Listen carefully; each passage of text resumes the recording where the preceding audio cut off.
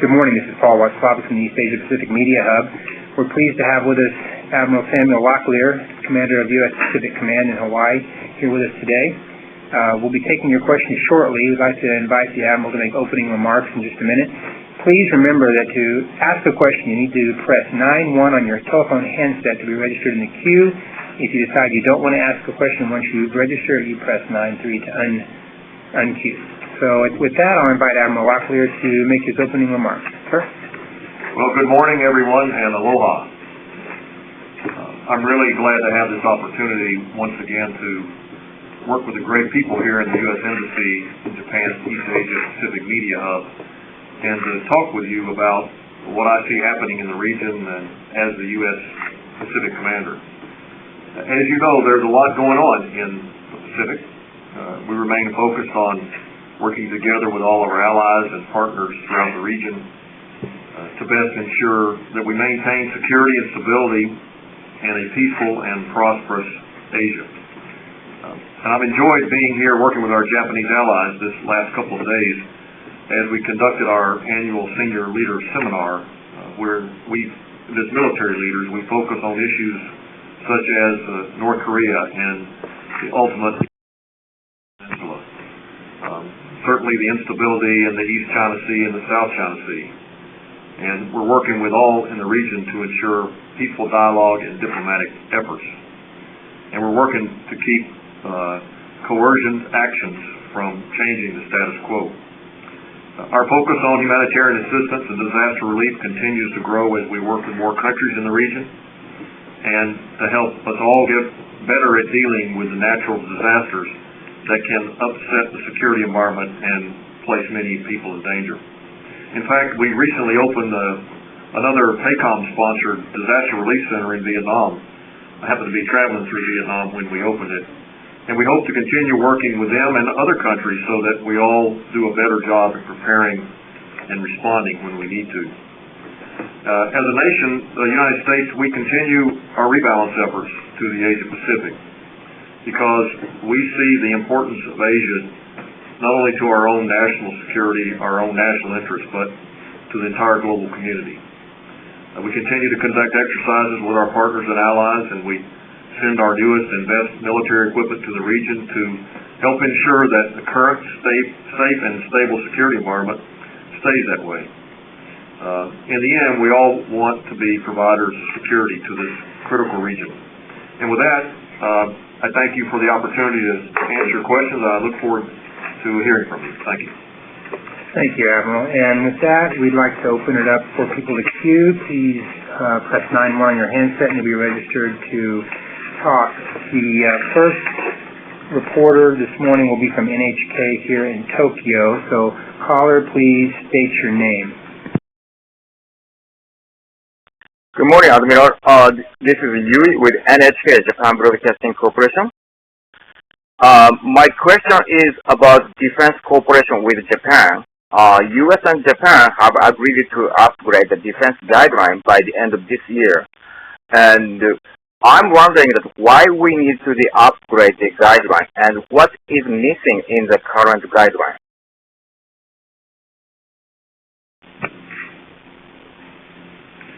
Well, it's a great question. The alliance here between the United States and Japan is a cornerstone of security in Northeast Asia. And it has been that way for many decades. And as we go through the decades, things change.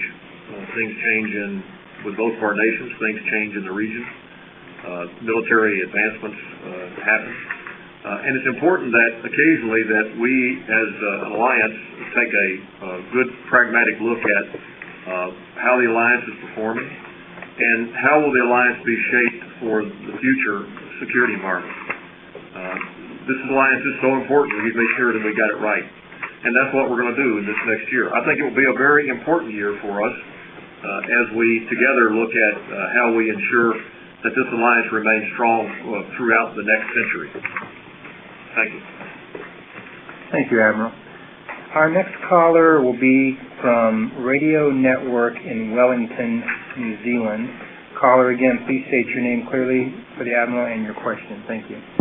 My name is Felix Marwick. I work with News Talk ZB, Wellington, New Zealand. My question, Admiral, is in the past 18 months since the signing of the Wellington Declaration, there's been a resumption of military training and military ties at a higher level between New Zealand and the United States. I'd like your views on how you see that continuing and what complications our anti-nuclear policy has.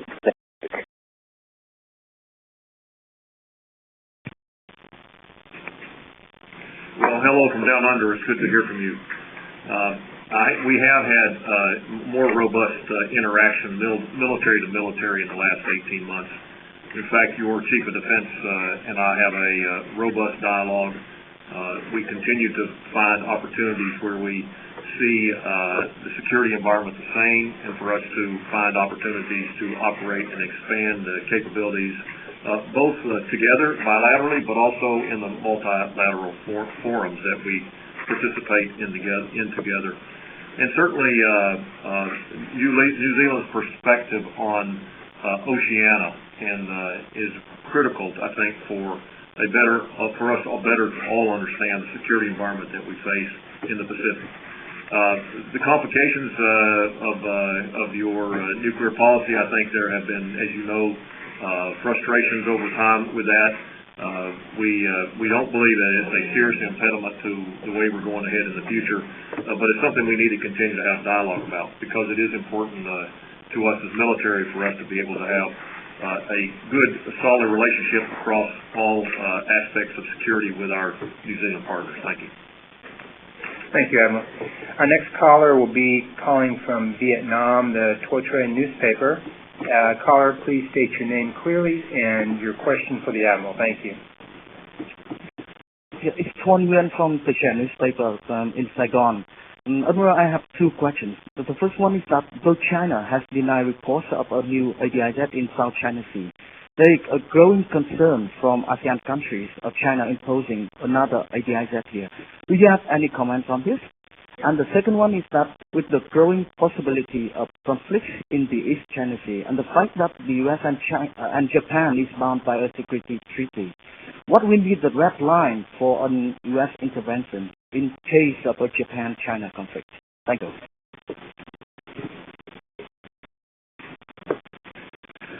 Well, let me comment first on your question about the establishment of air defense zones.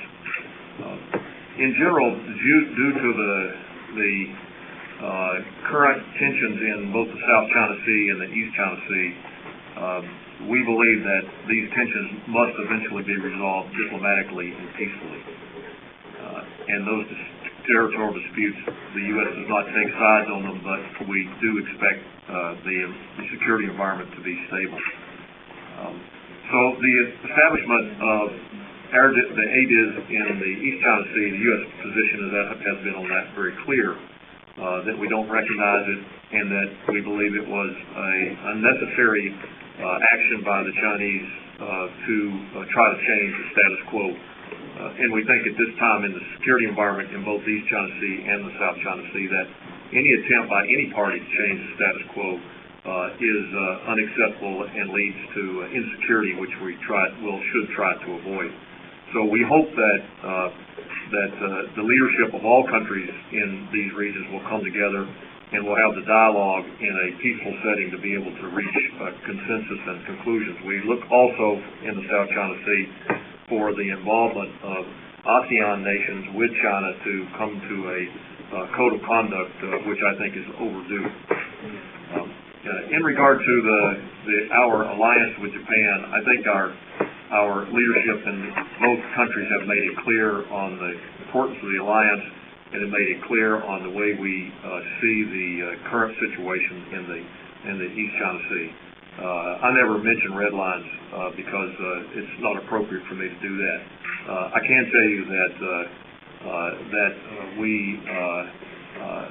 we maintain a focus, we maintain a clear understanding of what's going on in the East China Sea, and we look for peaceful resolution. Thank you.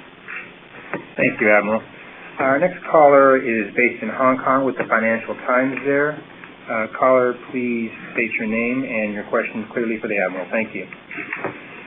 Admiral Locklear, this is Dimitri Sevastopoulos, the Financial Times. Two questions. The first is, how frequently are Chinese jets intercepting U.S. or Japanese military jets since the ADIZ was announced? And then more broadly, do you think China is trying to drive a wedge between the U.S. and Japan and disrupt the alliance? Japan was obviously unhappy that Vice President Biden didn't call on China to rescind the zone, and no one in the U.S. has done that either. So,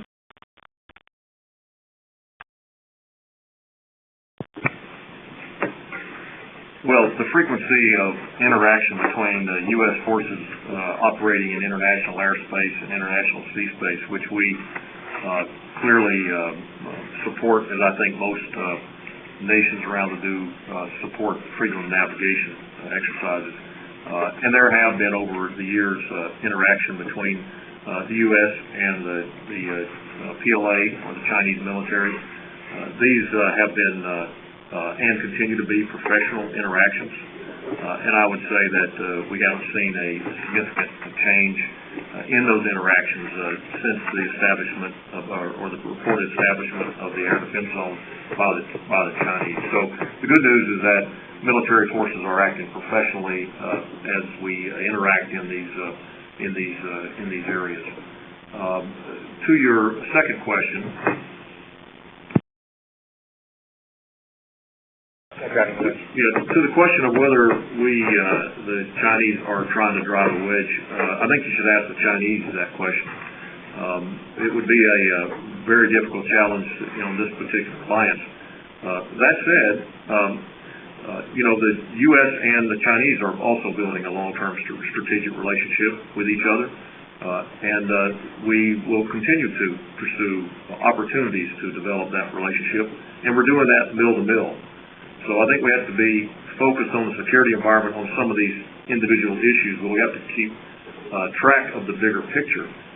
The bigger picture is that we, in the long run, want China and the Chinese military to be participants in a peaceful security environment with the rest of their neighbors as well as the United States.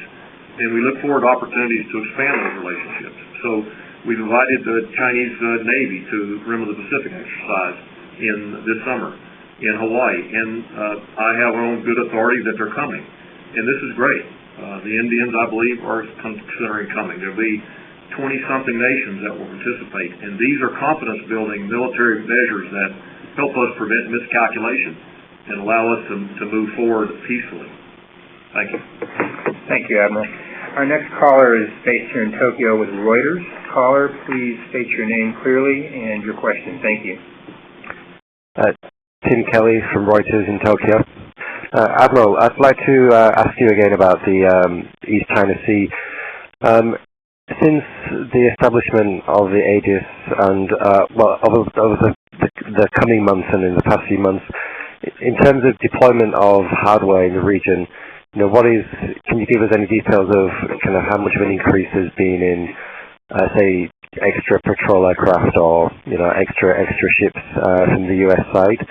And also, in the latest National Defense Program guidelines from Japan, they mention this grey zone situations several times, and they talk about increasing cooperation on a day-to-day basis with the U.S.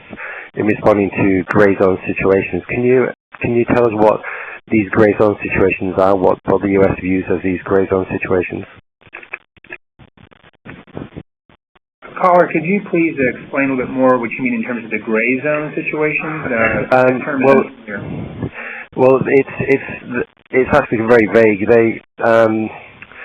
Gray zone situations, as the Japanese would describe them, is neither pure peacetime nor contingencies over territory, sovereignty, and maritime economic interest. So it's situations that would not escalate to conflict. So, for example, possibly say civilians, fishermen, or activists, say occupying Senkaku, for example, would possibly be defined as a grey zone situation.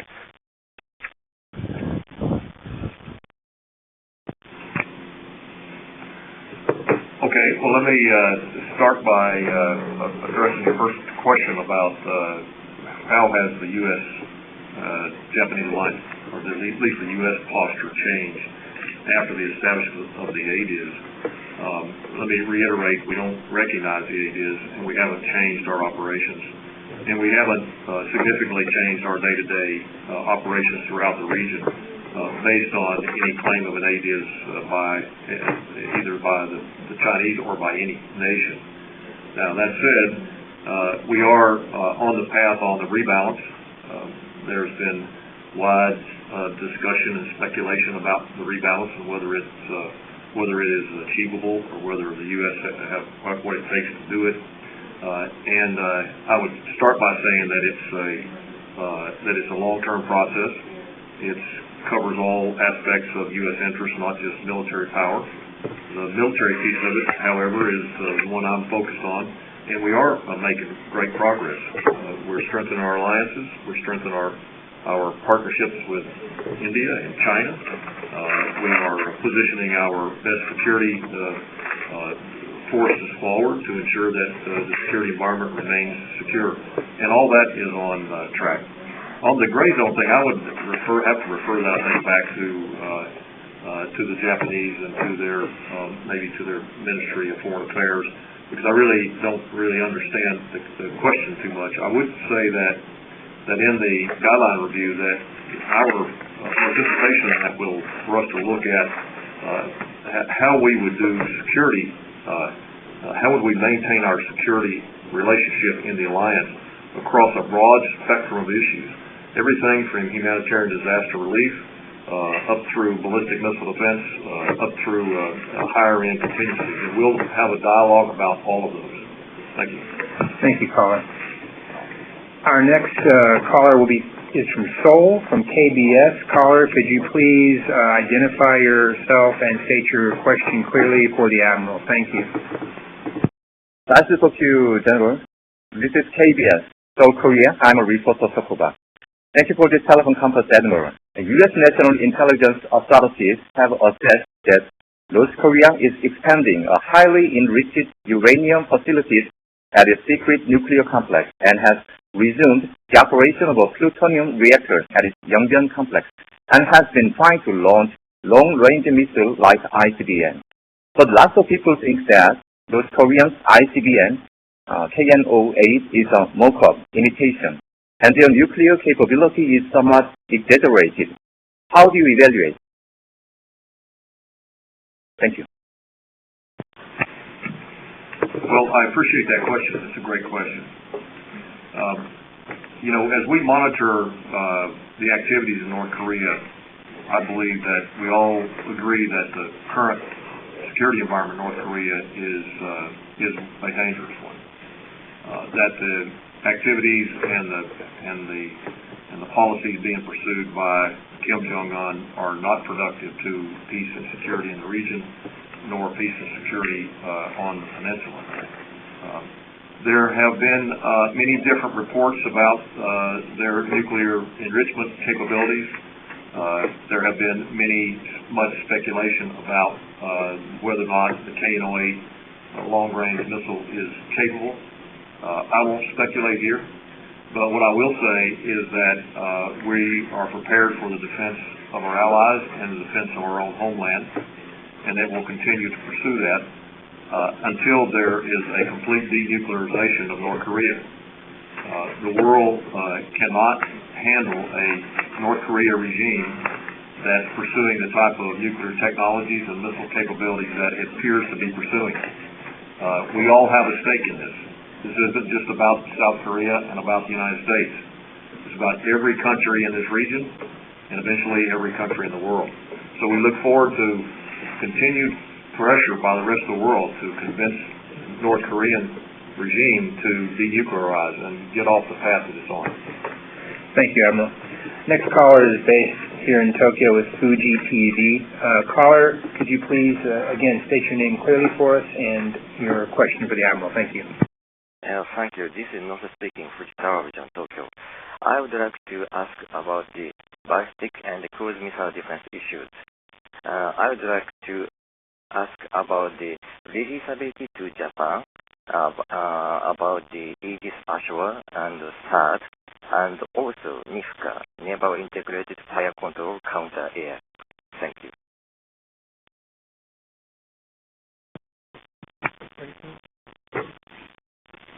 Well, you've asked a lot of questions all at one time.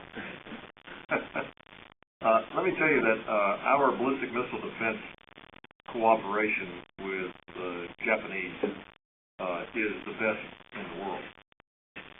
We have made progress together both from our sea-based capabilities and our land-based capabilities that provide not only for defense of the region, defense of Japan, but also enhance the defense of my own country, the United States. And so each of these systems that you talked about, I won't address them individually, but they are indicative of the information sharing and technology sharing that we're doing with our allies and our allies in South Korea to be able to build a better, more capable ballistic defense system. And it's a necessity because we have a nation such as North Korea that's pursuing weapons of terror. Thank you, Admiral. Our next question comes from Singapore, Singapore Business Times. Caller, please state your name for the Admiral. I'm sorry, I apologize. Today in Singapore, and caller, could you please state your name and the affiliation again, just to make sure we have it correct, and your question. Thank you. Hi, this is Hidayu from Today newspaper. I'd like to ask a question to the Admiral about his take on the Philippine president calling for nations to support its claims against China in the South China Sea. What is his take on that? And also my second question is, after the near miss in the South China Sea between the U.S. Cowpens and the Chinese carrier, have there been any new measures introduced since to prevent such incidents from occurring again? Thank you.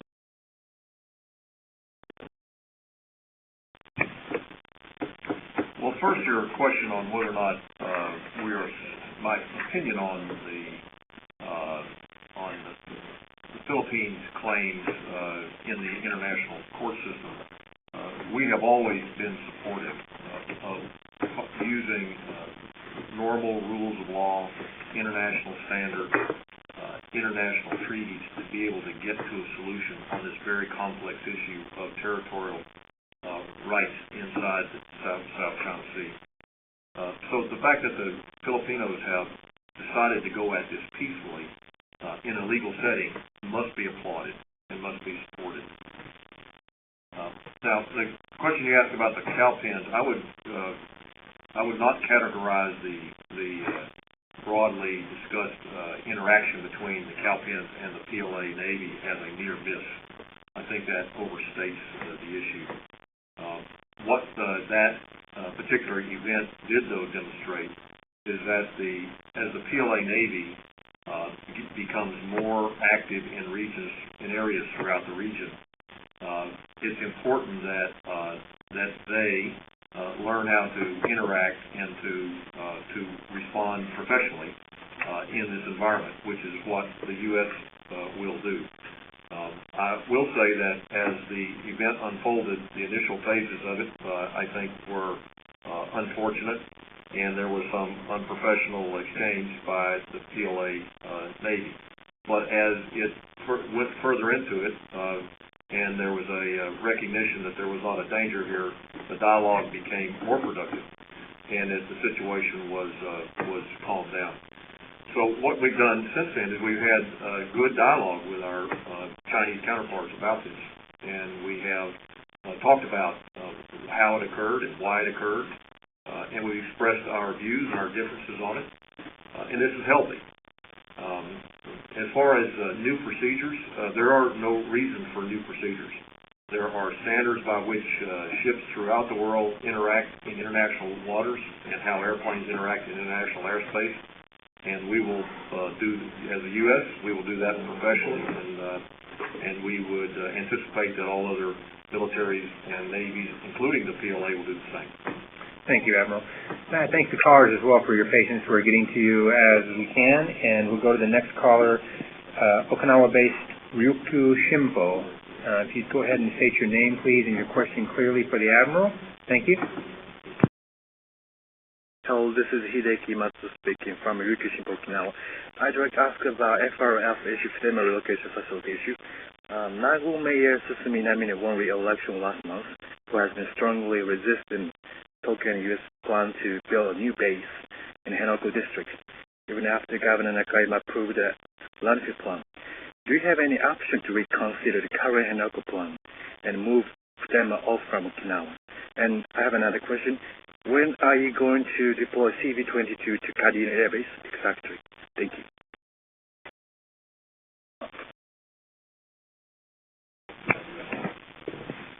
I always like the questions that we get from the Okinawa press, so thank you. It's good to hear from you. First, we were very pleased with the support from the Japanese government and by the governor of Okinawa as to ensure that we get the landfill permit signed and move it forward. So that's signed, and we are, with our Japanese partners, allies, we are moving out on the build-up of the facility in Camp Schwab. So I believe we will see good progress soon on that. After much debate between the United States leadership and the leadership of Japan, and as we looked at the alliance over time, it continued to be compelling that we have this facility in this place. And so we will work to minimize in every way we can the impact on the people of Okinawa. And we know that there are some few there who are frustrated by the progress thus far. But in the end, from a military perspective, having the base at Schwab as soon as possible will allow the alliance to move forward in security ways that are necessary to meet the challenges of this century. And so let me, the second part of that question is about CV-22s at Kadena. I don't have any information for you on CV-22s at Kadena. When I get some, we'll let you know. Thank you, Admiral. We have time for a couple more questions. We're going to go to Bloomberg now, Singapore. Caller, please state your name for the record and your question clearly for the Admiral. Thank you. Hi, this is Sharon Chen with Bloomberg News in Singapore. I'd like to ask the Admiral if the U.S. supports Japan Prime Minister Shinzo Abe's efforts to loosen the rules on collective self-defense in Japan.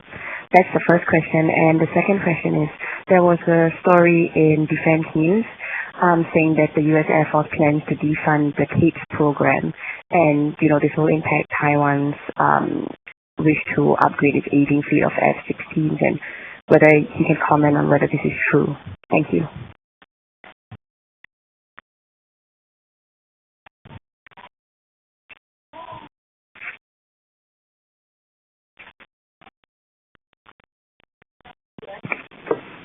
Okay, well, thank you. It's good to hear from you. I have heard and understand that the Prime Minister Abe and his administration are talking about looking at the issue of collective self-defense. First, let me say that this is a sovereignty issue for the people of Japan, and it's something that they will have to consider as they look at their how they are evolving over time. I will say, though, that it is an important consideration when we talk about the future of the alliance and how that alliance support would be structured. So looking forward to hearing how the Japanese people decide they would like to go forward. I don't have any direct information for you about the issue of the avionics packages for the F-16s, so I'm sorry, I don't have any direct information on that. Caller, if you can email us that inquiry, we will try to push that out to the appropriate chains and get you a response back if there's information available. Thank you. Admiral, we're going to go to CBS News, based here in Tokyo, U.S. CBS News. Caller, could you please state your name for the record and your question for the Admiral? Thank you. Yes, hello. Lucy Kraft here with CBS News. Just a quick question. I think you know that Takashima Day is coming up on the 22nd. It's often a day when nationalists go out on both sides and try to raise a ruckus. I'm wondering if you have any special preparations or you've given any special advice to the Japanese about how to handle it this year? Well, thanks, Lucy. We don't generally give advice to our allies on how they handle their internal political debates. We do not engage in that kind of dialogue at the mill-to-mill. We're really more concerned about the external security of Japan, the external security of the region, and the influence that the alliance has on that.